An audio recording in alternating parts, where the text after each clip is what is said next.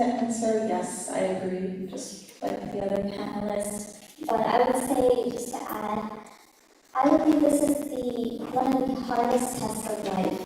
And it's easy to stand for truth when everybody is in agreement.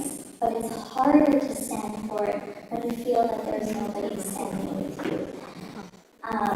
This is one of the things that Swami Vivekananda really advocated and challenged this concept because he really questioned traditions and practices that he didn't feel aligned with the authority of the Vedas. And even when it was considered unpopular opinion and he faced criticism. But choosing truth doesn't mean that you have to be harsh or confrontational, because we were taught that in speaking truth, we speak with humility, with respect, and compassion. And that's what I have in mind. Awesome. All those were great answers. And nowadays, it's easy to say the truth matters when there's no personal cost. But some questions to consider is like, what happens when speaking honestly could damage your reputation, upset your family, or make you feel isolated? So do you guys think most people today actually want the truth, or do we want something more like reassurance, agreement, or belonging more than truth itself? And how do you navigate between those two? I think my first question would be, why do they have to be separate? Why do we need to separate the truth from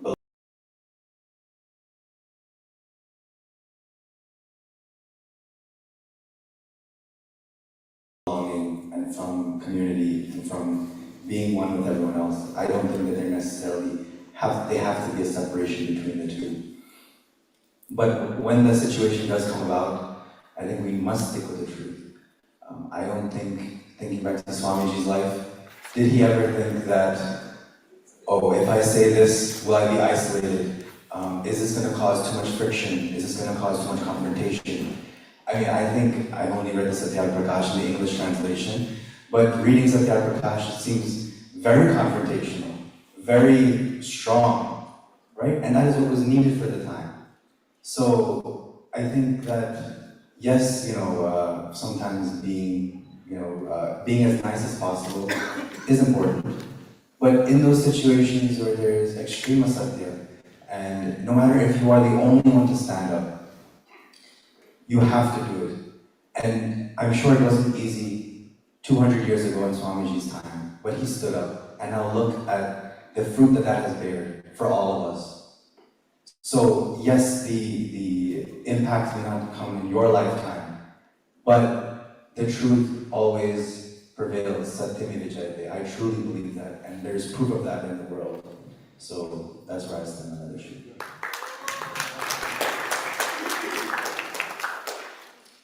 So I do agree with what Neeraj is saying, and you should be truthful.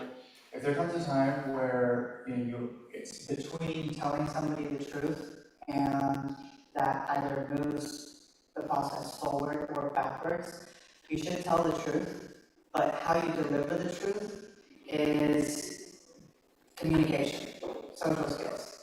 And you can tell a hard truth right up front. For example, if you want to jump into a lake that's filled with cold water and you're having all that hesitation, it's like, should I tell the truth? I have this anxiety, what if this happens, what if this happens? But then you jump in directly and it's cold at first, but then eventually you get used to it.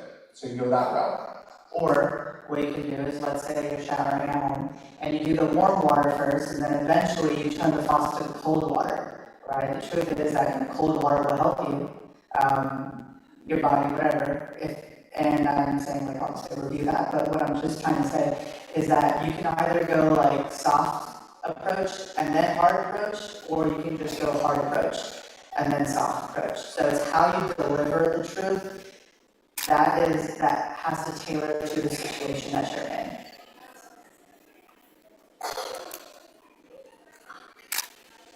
I agree with both panelists in the sense, and I'll just elaborate on them both, because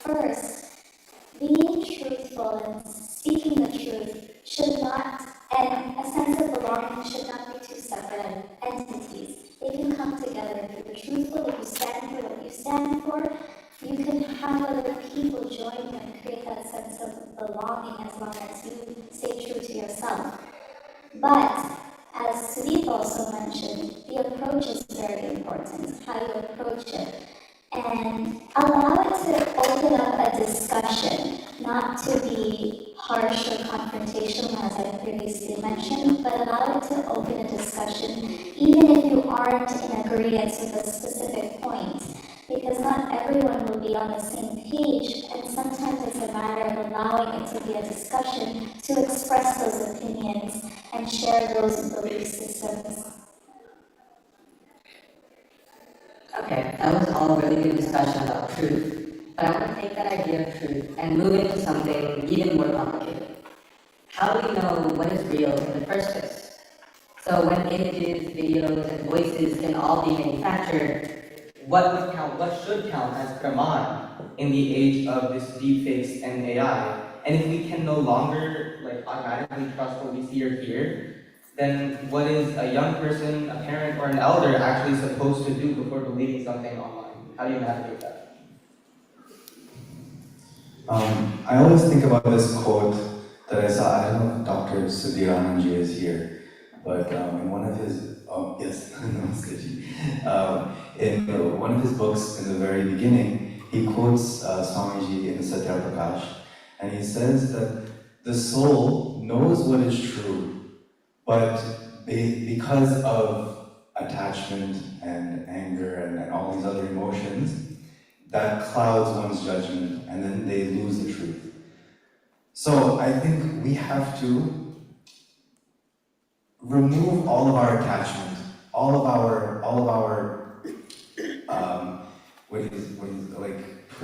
preconceived notions, all of what we want to be true. We have to first remove that, to then critically analyze, is the information being presented to be true? We have to fix ourselves first. I know that there's many AI, all kinds of falsehoods and whatnot around us, but that has always been the case throughout the whole of human history. You look back at Ramayana, Mahabharata, and all these other stories. They had the best of technology. We think that we're at the peak because we have AI. In Dr. Ravi Prakash Arya's book about Mahabharata, it says that in Mahabharata, during that time, there was nothing about life science that was unknown.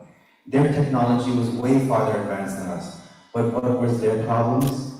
They had problems of attachment, lust, ego, greed. We have to fix those within ourselves first to then analyze what is true. We have to fix ourselves, and then no matter what the environment is around us, AI, deepfakes, whatever, we can discern the truth from that. We can go to the right sources, we can go find the right information. And we should really ask ourselves, is this true or do I want it to be true? And I think that's always the issue, especially with algorithms and whatnot. Everything is tailoring it for you because it's what you want to believe. So the information will be tailored for you, right? But you have to be okay with being wrong too. And that's a very hard thing to do. So I think that's number one, is being okay with being wrong. That's how we truly analyze what is true and what is not. So I'm going to go with this approach of a little bit more of a skill. So if what you see you can't believe because you know it could be real, but it might not be real. We'll do AI deepfakes. It looks like a person is doing something on the screen, but you know the physics don't work because what you were taught in school is that somebody falls, they fall, but you look at somebody's actual form, it's like, is that actually true or not? And so, question everything.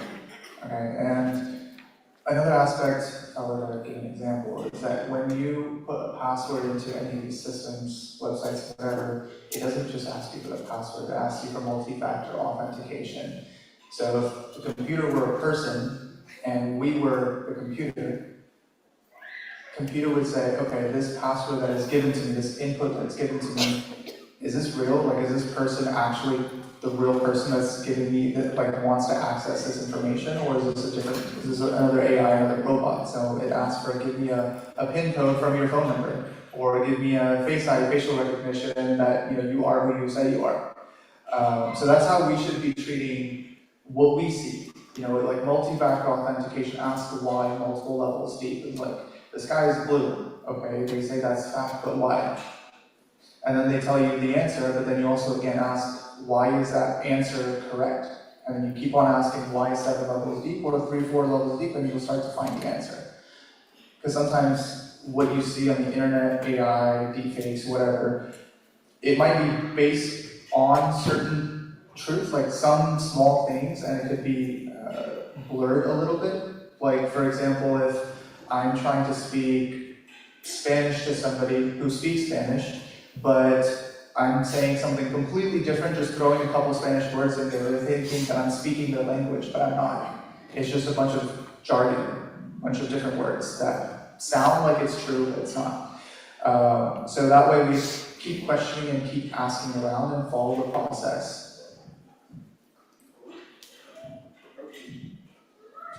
We were taught to seek truth and to not blindly accept face fact.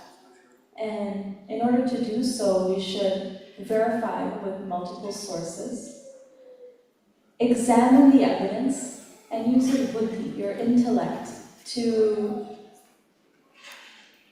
think logically and investigate before believing something.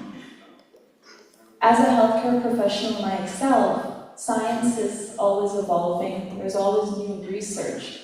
It is our responsibility as a healthcare professional to make sure that we are following evidence-based, that we are keeping ourselves updated, and with new things arising, that we are doing our research so that we could provide the best care to our patients. Likewise, as Aryans, we have to do our research before we start sharing information with others and use our critical thinking. Awesome for those, answers. Let's move on to the next topic, which is truth and bridging the adults and the younger youth together. So for this question, we are trying to bridge the generation gap essentially, or not really a gap per se, but the question is, what should a young person do when an elder forwards misinformation but accepts respect or obedience? How do we correct someone older than you without embarrassing them or making them feel personally attacked? Preserve self-care. Something that Swamiji said yesterday that really stuck with me. He said that position, I'm sorry if I butchered this, but he said position without responsibility is entitlement. And I think that, not to be disrespectful, but I think that the responsibility that we have to truth supersedes any low-kick respect, any respect of this world, because we're talking about something higher, something greater. And I think it depends. You have to use your vivek, right? Is this something earth-shattering? Is this something community-destroying that if I don't speak up, then, these terrible things will happen, right? If it's something small, then, just let it go, right? But when there are those really hard questions that put, I would say, our dharma at risk, our way of life at risk, then, and that these are untruths that if propagated can lead to moral decline, can lead to the decline of Vedic knowledge, then it's something we have to speak up for. And I really question sometimes, did Swamiji ever think that when he was disagreeing with all these traditions, when there were acharyas and gurus and dharmacharyas that were older than him, did he think, man, I shouldn't say this because this is going to seem disrespectful? I don't think so. But we still respect him today, right? We wouldn't call Swamiji disrespectful. So our position on the truth should be unwavering, no matter who comes in our way. And That is my position on that matter.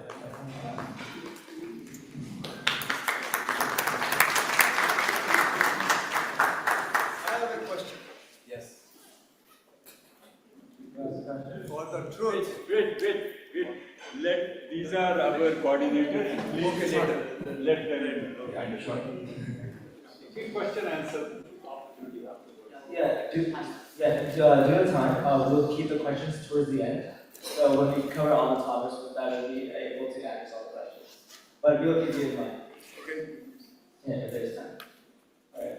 Okay, so let me put it this way. We can either be a big boulder about a particular answer, or we can be a chameleon and change. So if there is somebody that's not really giving you an objection, it's just their truth or their perspective, and they say, an elder, and they say, hey, this is what I believe, this is what's true. And, you can tell them that, hey, like, this is what I think is correct based on evidence or based on whatever, and they decide to keep being that boulder and keep going on that path. There's only so much we can do. But if that boulder decides to become a chameleon and say, hey, I will listen to you, and I will decide to change, then they will move as well into that correct path of truth. Now, again, what Neeraj was talking about, how basically if somebody is telling you something very specific and you want to, like, somebody who's very respected, an elder, they should be responsible, like their position, they're not a manager, they're a leader in the community, right? So what they say has value, but they should also be in a position where they should be able to be questioned. So any leader, like the president or in any big room, so I'll make this a little quicker.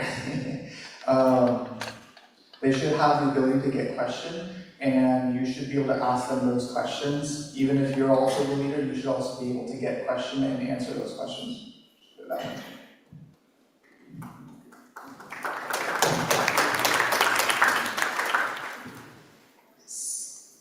We're encouraged to respect our elders, but in addition, Swami Dayananda even urged us to question his own teachings against the authority of the Vedas, because Vedas are supreme authority.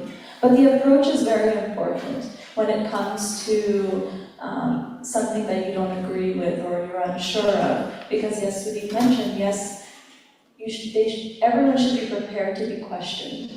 Instead of becoming argumentative or harsh, open that discussion as I previously mentioned. Question it, ask, turn it into a discussion. This helps to preserve that dignity also for both. And that way you're not silencing it either. Alright, I think sometimes as well, our fear of being disrespectful inherently is an attachment. When we think that, oh, should I say this, should I not, is it respectful?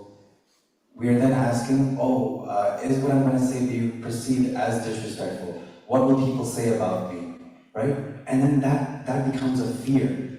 That fear of being disrespectful is because of our own image, right? How will people perceive me? But the question should always be, am I standing up for dharma? Am I standing up for truth? So I would suggest to the youth and anyone here, do not let your respect be a shield for cowardice. I think that's a very important thing. Alright, and I feel like that's a great way to end our today's panel discussion. Our panelists will be here all day today, so if there's any questions, especially from the youth, make sure to go up to these panelists and do ask them questions. The digital age affects all of us, but each generation experiences it differently. So youth brings direct experience with these technologies, while the elders bring wisdom, perspective, and lived experience. So always have the respect. However, as Priya said, always be willing to question everything. So, if Satya is truly our compass, we must be willing to question, verify, and admit when we're wrong and speak truth with respect. I know that we have some questions, but what we'll do is, see, we're all here in the Sammelan, so we don't need a panel to ask those questions. I'm going to volunteer all 3 of these people. They're going to be walking around, so please feel free to talk to them, eat their brains, do whatever you need to do, and ask any questions. Namaste, Jay.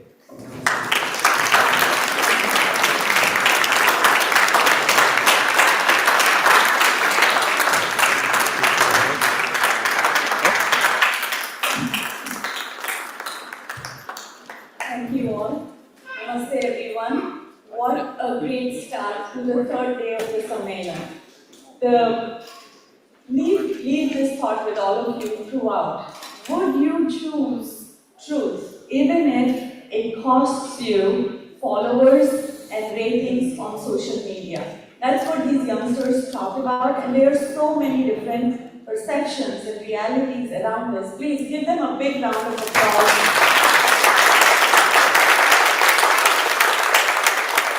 When we talk about modernizing and shaping the future using Satyam Prakash and the teachings of Swami Shraddhanand, these are the relevant ways we should be thinking about is how do we take these foundational teachings and really apply it to what these youngsters are facing today in the world, right? Now, before I move on to the program, first of all, let me introduce myself.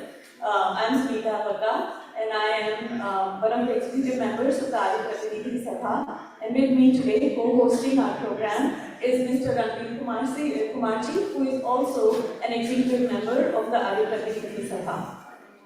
I would now like to call on stage our guests and speakers for the first half of the day. So as I call out your names, please come to the stage and take a seat. First of all, in no particular order, Shri Soumitra Gokhleji, Shri Dharampal Aryaji, Suresha Aryaji, Acharya Suresha Aryaji, Dr. Rajendra Vidyalankarji,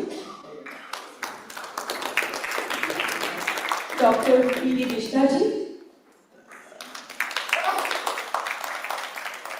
Sushma Sharmaji, and Devi Leknathji.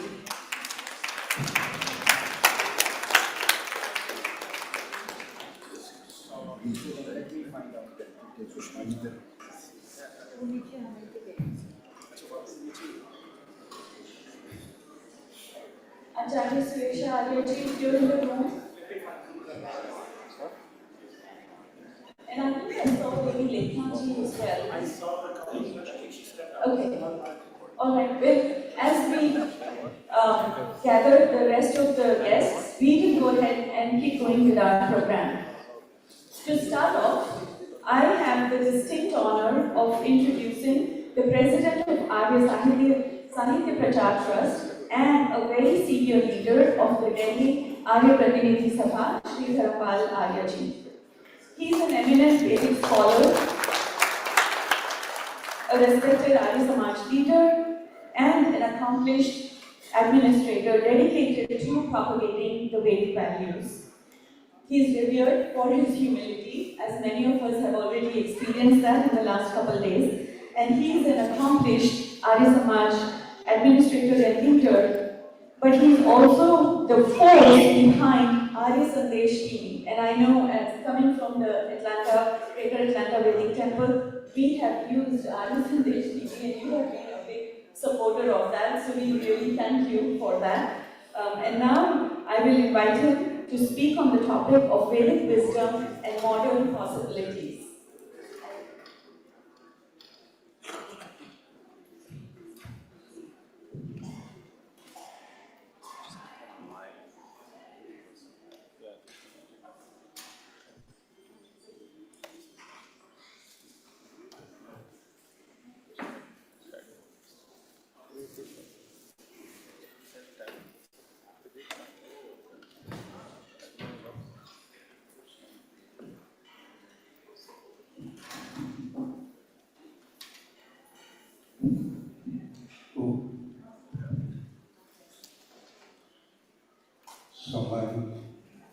मंच उपस्थित बंधुओं, मातृशक्ति और अभी हमारी नई पीढ़ी के नौजवान साथी,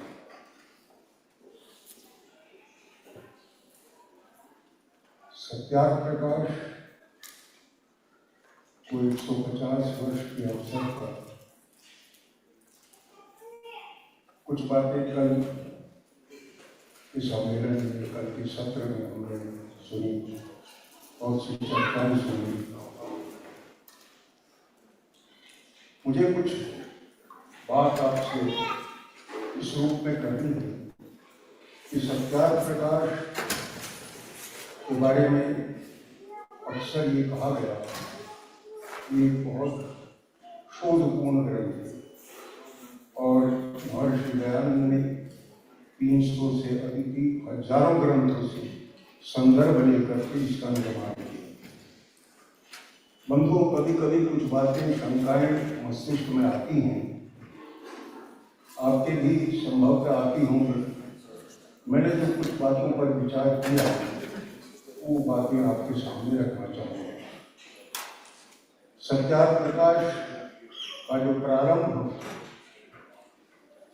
होता है पहले समुद्रास से, वहाँ पर बहुत कठिनता से आभास होता है।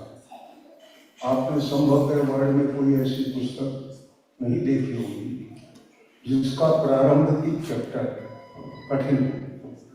पहले कक्षा में सरल चीज पढ़ाई जाती है, बाद में कठिन होती है। लेकिन यहाँ उल्टा, पहले कठिन सब्जेक्ट जिसमें संस्कृत प्रधान बहुत सी बातें हैं वो रखी गई।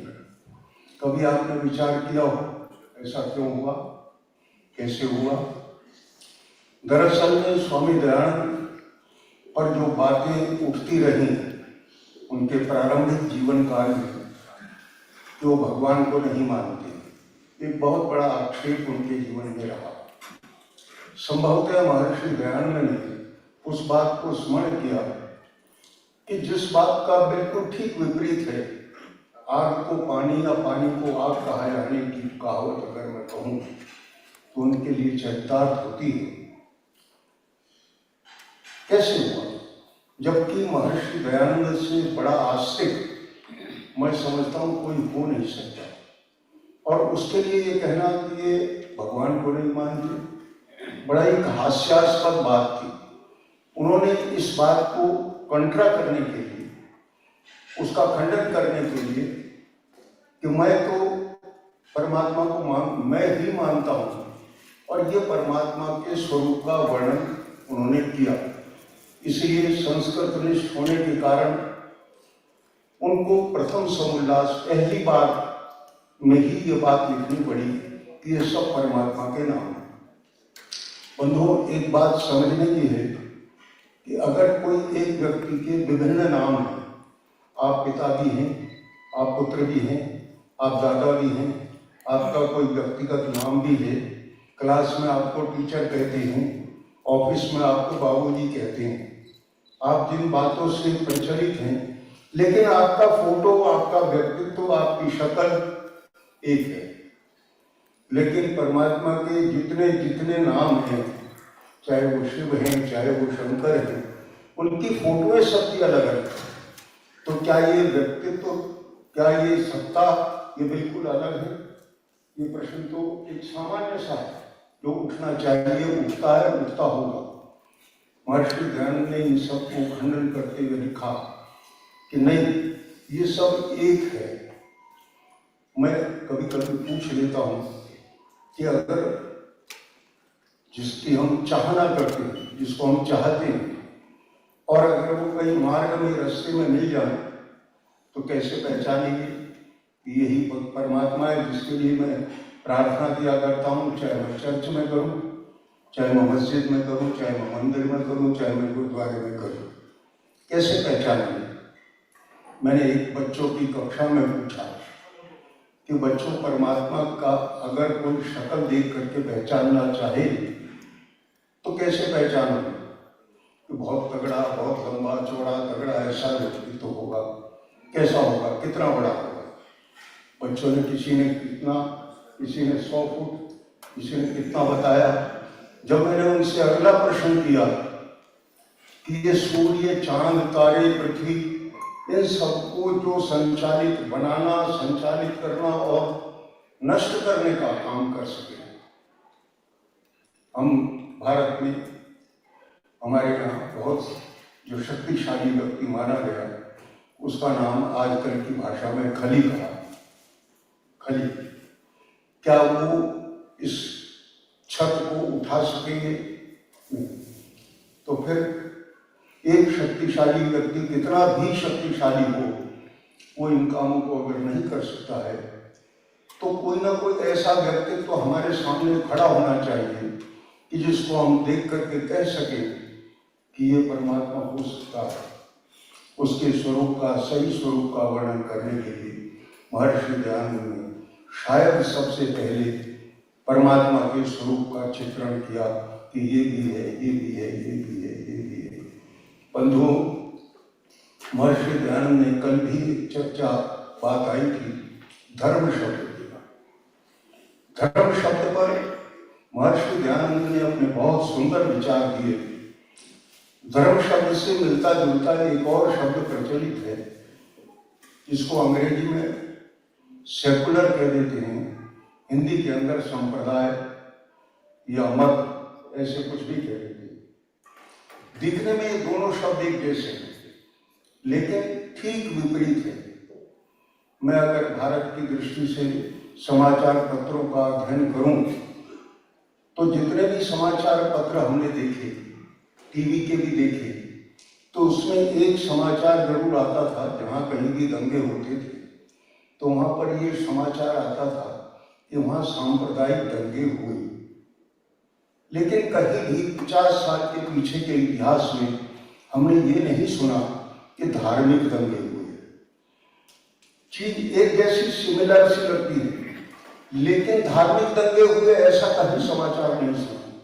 तो जाहिरा तौर पर यह लगता है कि धर्म जो है वो कोई अलग चीज होनी चाहिए, संप्रदाय जो है वो अलग चीज होनी चाहिए। क्यों? क्योंकि संप्रदाय जहां होता है वहां दंगे होते हैं, जहां धर्म होगा वहां दंगे नहीं होंगे। कैसे पहचाने? तो मैं अपने दृष्टांत को दिया करता हूं कभी कभी समझने और समझाने के लिए। मुझे यहाँ की परिस्थिति का आभास नहीं है, लेकिन जहाँ पर ट्रक, टेम्पू जो यहाँ तुलते हैं, यहाँ नहीं होता है, उसको हम भारत में कहते हैं ये धर्म कांटा है। यहाँ पता नहीं क्या कहते हैं, क्या कहते हैं भाई साहब? लेकिन हम भारत में उसको कहते हैं धर्म कांटा। कहीं भी मत कांटा या संप्रदाय कांटा नहीं काटा। क्यों? मैंने विचार किया कि जो मेरे दुश्मन का भी अगर ट्रक तुलने के लिए आएगा, टैंकर तुलने के लिए आएगा, तो मैं वही बताऊंगा जो उसमें सही होगा। कंप्यूटर वही बताएगा जो सही होगा। संप्रदाय उसको कहेंगे कि आप मेरे अगर मित्र हैं और अगर किसी ने चोरी भी की है तो मैं कहूँगा नहीं, ये ठीक है।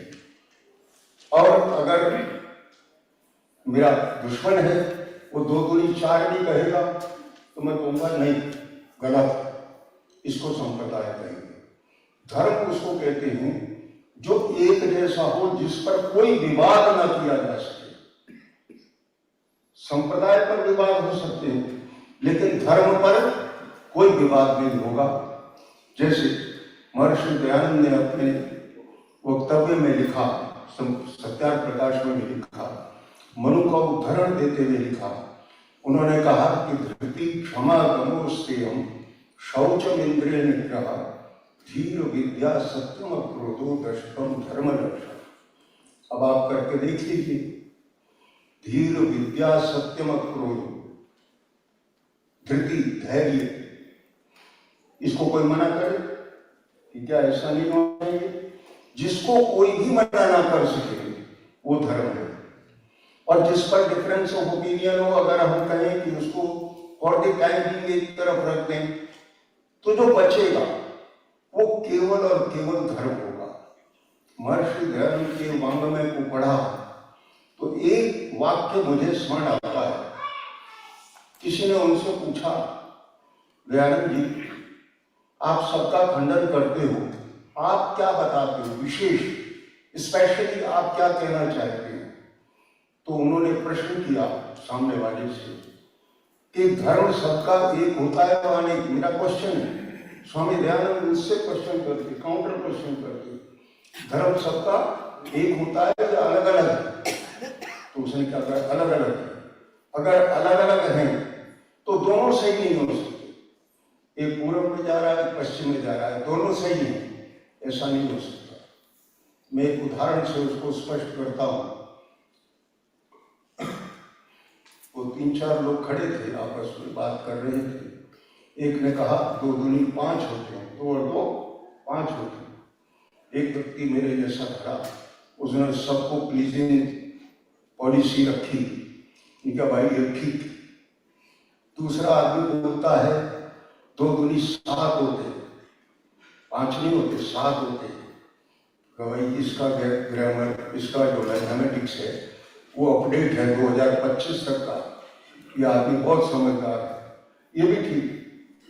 एक व्यक्ति बोला नहीं 2 दूनी 9 होते हैं, ये भैया इसका ग्रामर तो बिल्कुल 2026 की तरह अपडेट है, ये भी ठीक है।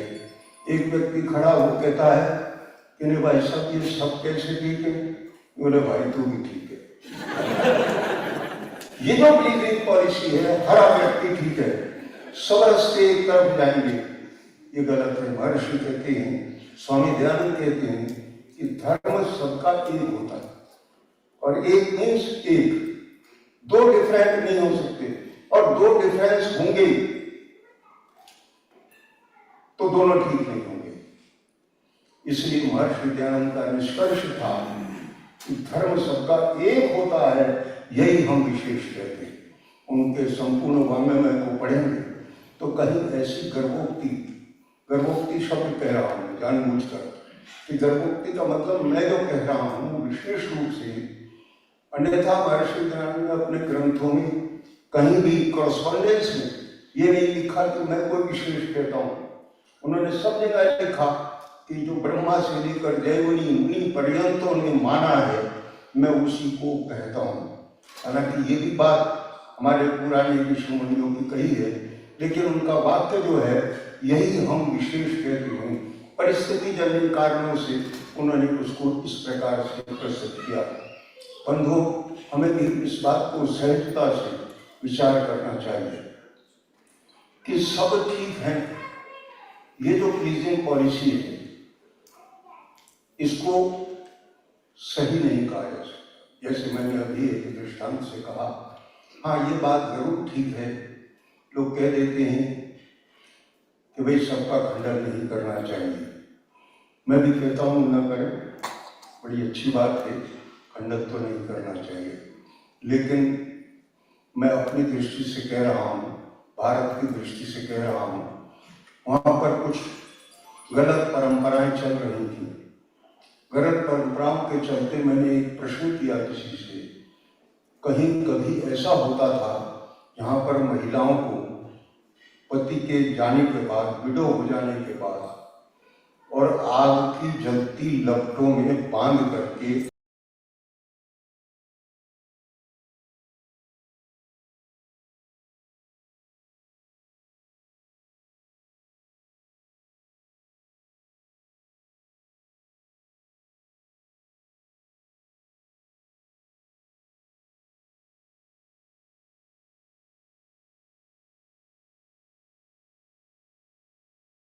ये ठीक है कि गलत है? कहिए, गलत है।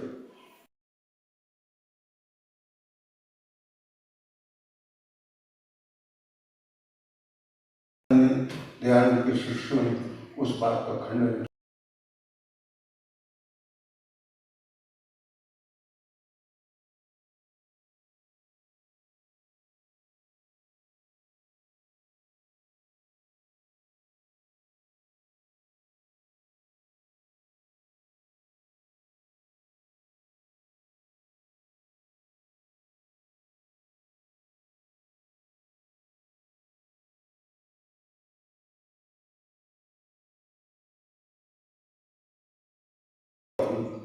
कि अगर महिलाओं को वोटिंग का राइट, मैं कुछ और धर्मों की बात करूं जिसको मत कहते हैं उनकी बात करूं, कुछ मत ऐसे भी हैं आज भी प्रचलित हैं जिनके अंदर महिलाओं के अंदर रूह नहीं मानी जाती, रूह कहते हैं आत्मा नहीं मानी जाती, और मानी जाती तो आधी रूह होती।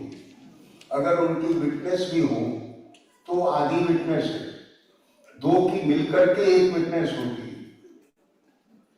तो क्या ये ठीक है या गलत है?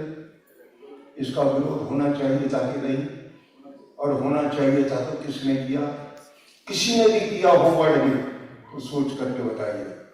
वो किया था तो केवल एक ने किया था, दयानंद ने किया, दयानंद के शिष्यों ने किया, दयानंद की स्थापित संस्थाओं ने किया। बंधुओं, इसी प्रकार से बहुत सी ऐसी बातें हैं जिनके बारे में ये कहा जा सकता है कि विरोध तो होना चाहिए था।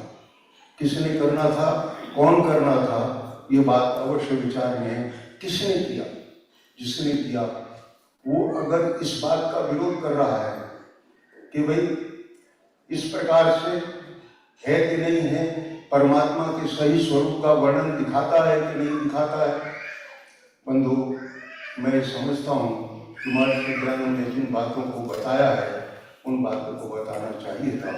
संसार में कई बार ऐसे प्रसंग सामने, बातें सामने आती हैं कि एक व्यक्ति जा रहा है सड़क पर और सामने उसके मार्ग बंद है, आपकी गाड़ी में आप जा रहे हैं, उसको लगता है कि आगे 1 किलोमीटर बजाने के बाद सड़क बंद है, उसे नहीं मालूम और आप देख रहे हैं तो उसको रोक सकते हैं कि नहीं?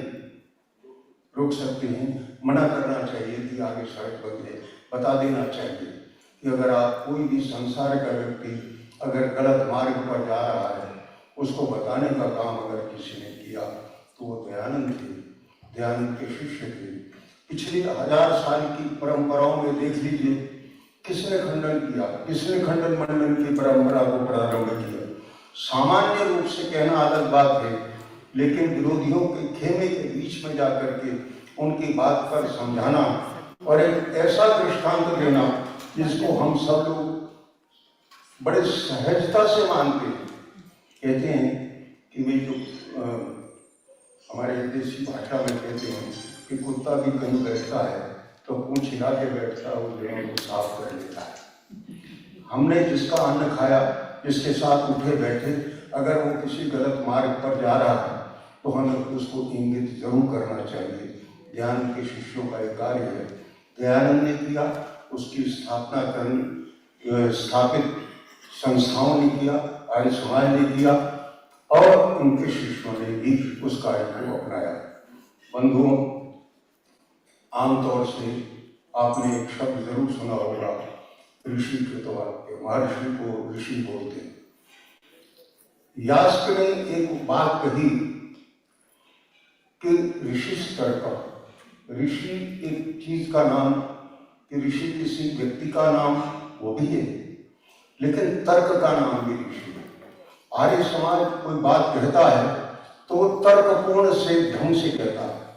कल वेद के संबंध में चर्चा हो रही थी, वेद के बारे में ऋषियों ने बड़ा सुंदर बात कही है कि बुद्धि पूर्वक वाक्य करते हुए वेद के अंदर जितनी भी बात कही गई है, जो भी बात कही गई है वो बुद्धिपूर्वक है। आज परंपराएं चलती हैं कि भाई अगर धरती को हम माने, इस पृथ्वी को अगर कहें तो ये अंडाकार है, गोल है, ये चपटी है। क्यों सर?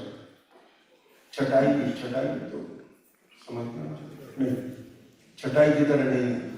लेकिन अगर मैं कहूँ कि मदरसे के अंदर तो चटाई की तरह है, जब स्कूल में जाता है बच्चा तो गोल कहना पड़ता है, चटाई की तरह नहीं। दो प्रकार की शिक्षाएं, कौन सी ठीक है? मदरसे में चटाई की तरह, वहाँ अंडाकार नहीं है, और स्कूल में अंडाकार है। तो इन दोनों में से आप कह सकते हैं दोनों ही ठीक हैं, मानते रहो। लेकिन महर्षि दयानंद ने, स्वामी जी ने और दयानंद के शिष्यों ने इस परंपरा को कहा जो ठीक है, जो तर्कपूर्ण बात है उसको सही मान करके ही आगे चला जा सकता है। यही काम आर्य समाज ने किया, कर रहा है और करना चाहिए। यह का बहुत सुंदर वाक्य है ऋषि स्तर का। लोग कभी कभी कह देते हैं कि ऋषियों की बात को मानना चाहिए, ऐसे ही अक्सर बोलते हैं। मैं कहता हूँ ये वाक्य रचना गलत है। ऋषियों की बात को मानना चाहिए नहीं, यहाँ तो आपका एक्सेप्शन है, आप माने न माने ऋषियों की बात को मानना पड़ता है, मानना पड़ेगा। ये वाक्य ज्यादा सटीक है, ज्यादा सही है। मैं आप सबसे ये निवेदन करना चाहूँगा कि बात को तर्कपूर्ण ढंग से हमको रखना चाहिए। इन्हीं शब्दों के साथ मैं आप सबका बहुत बहुत आभारी हूँ, धन्यवाद करता हूँ कि इतने विपरीत परिस्थितियों में भी आर्य समाज के वैदिक धर्म के कार्यों को आप मिलकर आगे बढ़ा रहे हैं। और बहुत प्रसन्नता की बात तो ये है कि जो आपके विचार, आर्य समाज के विचार, वैदिक धर्म के विचार नई पीढ़ी में भी ट्रांसफर हो रहे हैं। ये बहुत सुंदर प्रयास है। मैं आप सबका और विशेष रूप से वो बच्चे जो इस काम में आगे, वो नौजवान जो इस काम में आगे आए हैं, उनके अभिभावकों को भी विशेष रूप से साधुवाद और धन्यवाद देता हूँ। आप सबका पुनः पुनः बहुत बहुत आभार। ओम।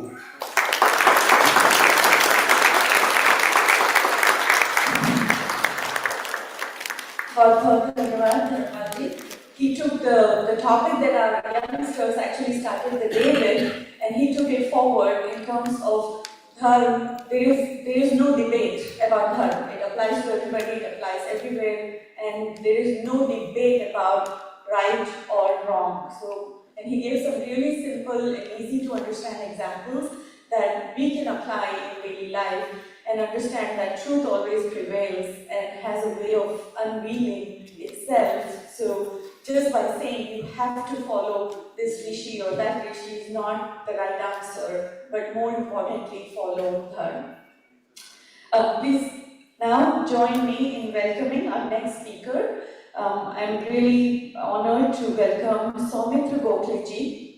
He's our chief guest for today, and more importantly, he is doing some amazing work in propagating the Hindu community as a whole. He's the global coordinator for the Hindu Swayamsevak Sangh, a movement that promotes the practicing of Hindu and Vedic values. He got a master's degree in engineering and then became a volunteer and a pracharak at Rashtra Swayamsevak Sangh in India, and then later dedicated and worked for the Hindu Swayamsevak Sangh. He is also on the advisory board of Sabha International, a Hindu faith-based humanitarian non-profit organization, and is associated with the International Center for Cultural Studies, which is an organization that facilitates the revitalization of diverse ancient traditions and cultures. He's based here in the United States, but he travels worldwide to really propagate and help and work for the Hindu society on a humanitarian ground as well. So please give him a warm welcome, Shri Gokhale ji.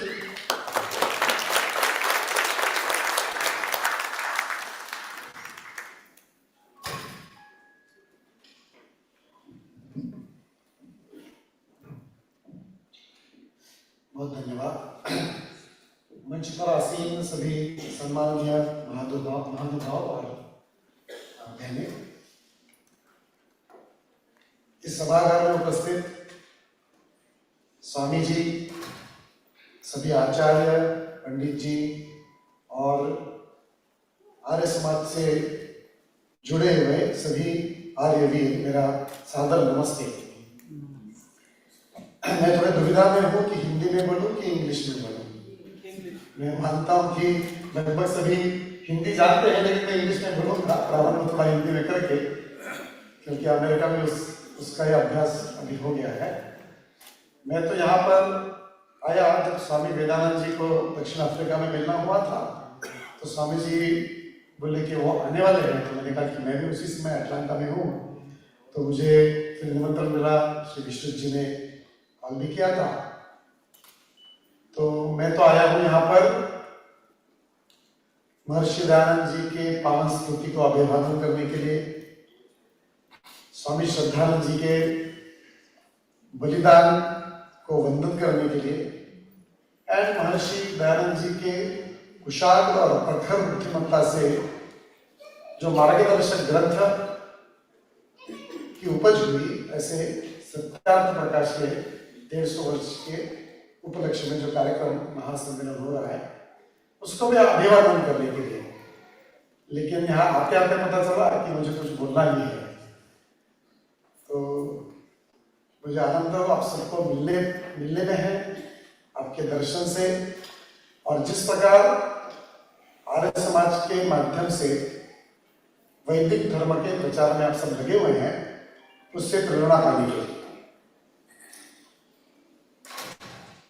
When I went to the Caribbean countries as a Sangha Prachara, when I was reading the history, I realized that the very first pracharaks that went to the Caribbean countries, almost 100 plus years ago, were all from Arya Samaj. And you can just imagine, it was a period of colonialism, British were ruling, not only in the Caribbean, in Bharat also at that time. But the courage it required to take a ship and take a voyage of 100 days and go there to promote and to organize the society there with the values of Arya Dharma. That required tremendous courage, tremendous dedication, tremendous determination. And obviously it came from all the great leaders of the Arya Samaj movement, starting from Maharishi Dayananda, and then the whole series of sannyasis who came and pracharaks who came. So I realized that the things that are required and which are beyond time, place and circumstances, desha kala parasthiti ke pare jo hai, those are, one is dharma chetana. How the dharma consciousness can constantly be aroused and kept alive in the society. Then dharma shiksha, educating the masses about dharma itself. Then dharma raksha, how dharma should be protected and what all is required for that one. And then dharma prasar, taking dharma not only to those who follow it, through Dharma Chetana, Dharma Shiksha and Dharma Raksha, but to have a dialogue with other traditions and find common ground, which Sri Dharapalji beautifully mentioned. It is based on universal values, and that's where the common ground can be found. There can be many perspectives, but that common ground cannot be seeded. And hence Dharma Prasar is based on the idea of samanvaya, without which there cannot be the establishment of dharma, because dharma means that brings the society together. Dharmo dhareti praja. So without which the entire society cannot be sustained, and all these areas Arya Samaj has done the work that is unparalleled in the history of Bharat and our society. The need for doing that is there even now. You see, Dharma Chetana and Dharma Shiksha is not only about reading the books, but it also means to bring the reforms that are required in those times. There was a time when the reform that was needed 100 years ago, that was done with great amount of courage. Today, the issues may be different. But how do we apply them? How do we apply the principles of Vedic Dharma to the modern times? At least I can speak for the situation in America. Right now the situation is such that a tremendous amount of change, a radical change is coming because of disruptive technologies. There is a lot of people on earth, but the biggest problem is loneliness and a lack of community, giving rise to mental health issues. There is political divide, polarization. Nobody is willing to listen to each other. And this situation exists, I feel, that we as a community, those of